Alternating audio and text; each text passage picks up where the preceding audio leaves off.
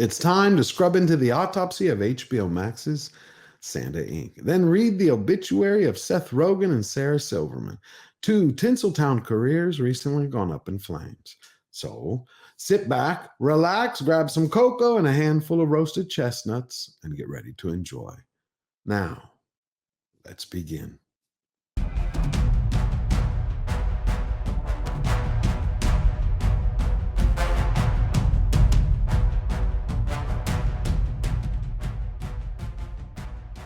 Welcome, Slayer Nation, to another episode of George the Giant Slayer. Hello, my name is George Molo, and today we take apart HBO Max's Santa Inc. It was developed by another SNL alum, Alexandra Rushfeld. Today, it is the worst rated show in television. It's currently bottomed out with a Rotten Tomatoes score of 4%, and it's sitting at 1.1 out of 10 on imdb.com. Its goose is thoroughly cooked. And believe me, it's duly deserved. Now, if you're new to the channel, subscribe, like, and share with your family, friends, and coworkers, and leave your thoughts about the video in the comments down below. Christmas is the time of the year when we watch movie classics like It's a Wonderful Life. Hey, George! George! You all right? A Miracle on 34th Street, or Scrooged. It's a holiday season for Hallmark TV romantic comedies and spiked eggnog smiles. It's a month where we celebrate life and loved ones, pass down decorations, cheery carols, and watching the kids hunt through the house for Bo-Top presents. These are the days when we get together with our family and we have bones to pick, which we leave at the door along with our bygones. Then there's Santa Claus, jolly old Saint Nick, the embodiment of unconditional love and joy and selflessly giving. He is every child's first superhero, decked out in his red and white threads. His powers of sight and speed are only matched by his ability to read the actions in men's hearts. He rivals any of the Marvel or DC crew. He can turn any frown upside down and transform the mundane, filling it with magic into bewildering wonder. And then we have HBO Max's Santa Inc. So let's get these fucking kids some fucking presents! Ooh, you kiss your mother with that mouth? Who in their right mind thought, yes, we're going to produce a raunchy, nasty Christmas show that we pass off masquerading it as an animated series for children and think that it's going to go over gangbusters with the world. It's too inane for adults and too insanely sick for children. There is so much in-your-face, woke, incorporated pablum that kids on holiday break are going to think they're back in public school. That's actually tragic, that they might not even notice the difference if they watch it, if you let them watch it. And please take my advice, something with this much unadulterated bile, keep the kids out of the den if you happen to watch this series.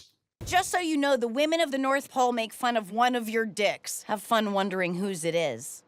HBO Max put together an 8-part Hollywood homage to hate. It wasn't accidental. Don't mistake it for a car wreck. This was a kamikaze attack on America and religious tradition. This was Seth Rogan and Sarah Silverman's ode to their Hamptons elite and their Beverly Hills friends. But no mind. The scripting is inefficient. The jokes are from the 90s. They're bad and poorly done. I mean, some of them, they come out too quick. They're rushed like an addict in need of a quick hit. And others, believe me, they go on and on like they're never going to end. The execution is slipshod, and the animation and direction are second rate at best. And then to top it all off, who decided to fill the screen with a drunk Santa, a boob-flashing elf, reindeers in rehab, more F-bombs thrown out than an Alec Baldwin rant while he's belittling his child?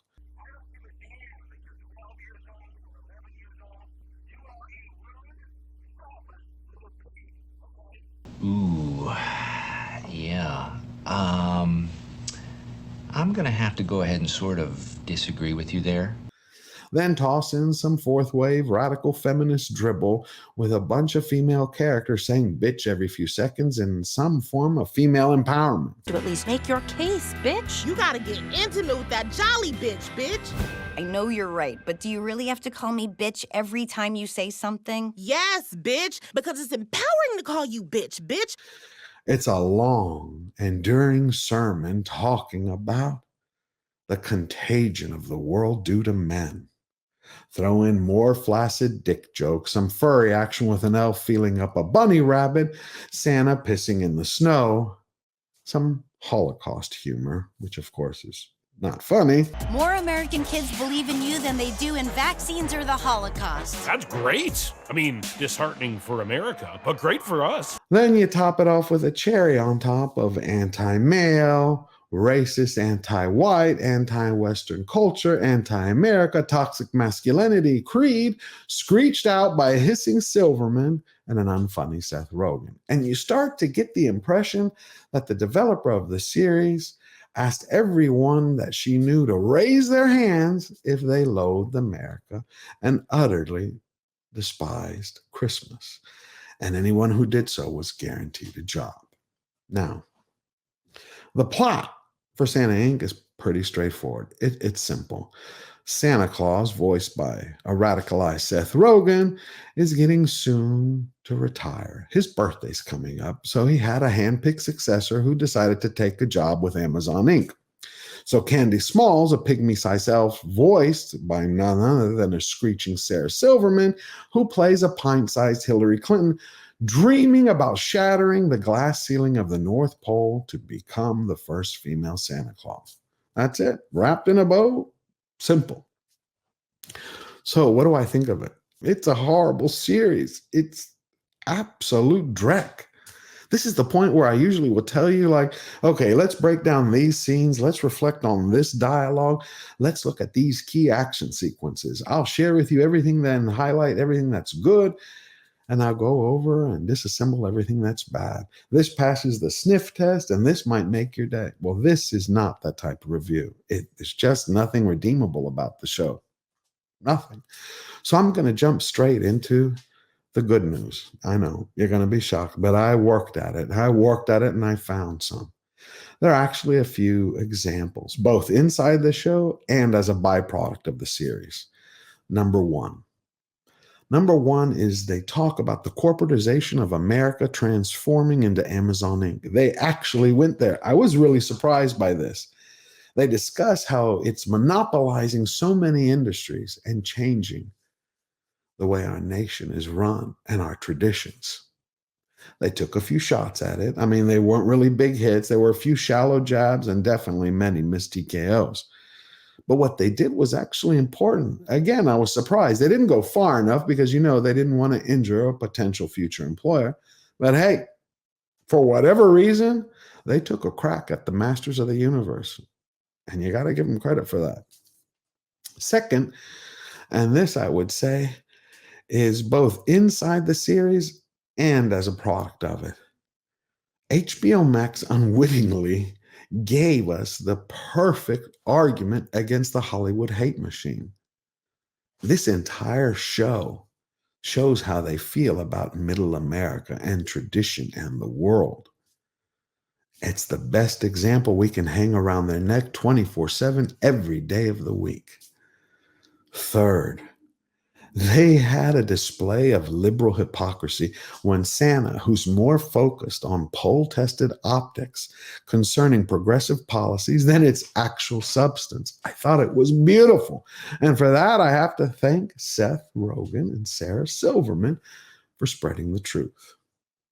After that, we have a message of cancel HBO Max and to remember to cherish everything you hold true to your heart, everything you love, and everything that brings you joy.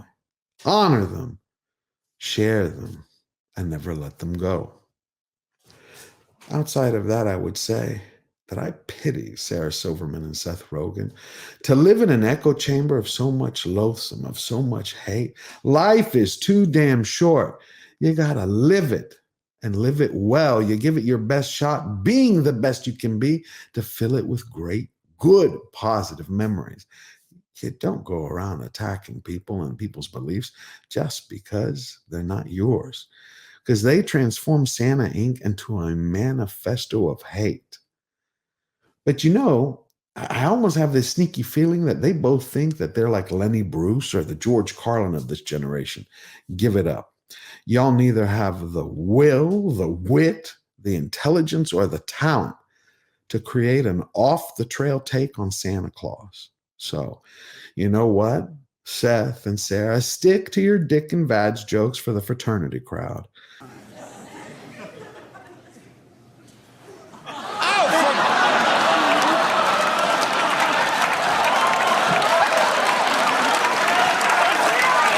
So what do I think of the series as a whole? I think it represents the greatest example of celebrity misery. This is what losing looks like. I keep telling you video after video that we're slowly winning. We had Dune, which came out. It was unpolluted by leftist politics. And we had Ghostbusters Afterlife. Not my greatest favorite film, but they had a great beginning and a great end.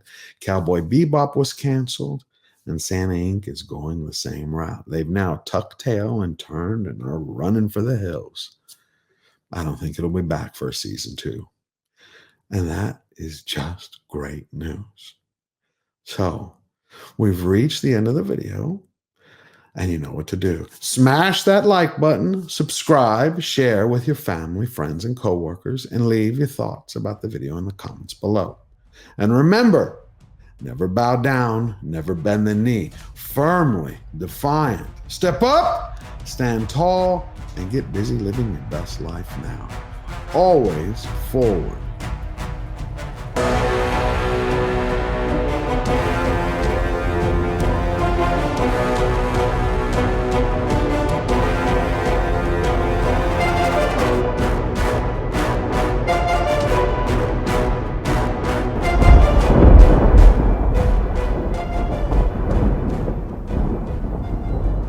It's a time of holiday season where we walk hard, radicalize Seth Silverman. Seth Silverman? Who the fuck is Seth Silverman? It's Seth Rogan and Sarah Silverman.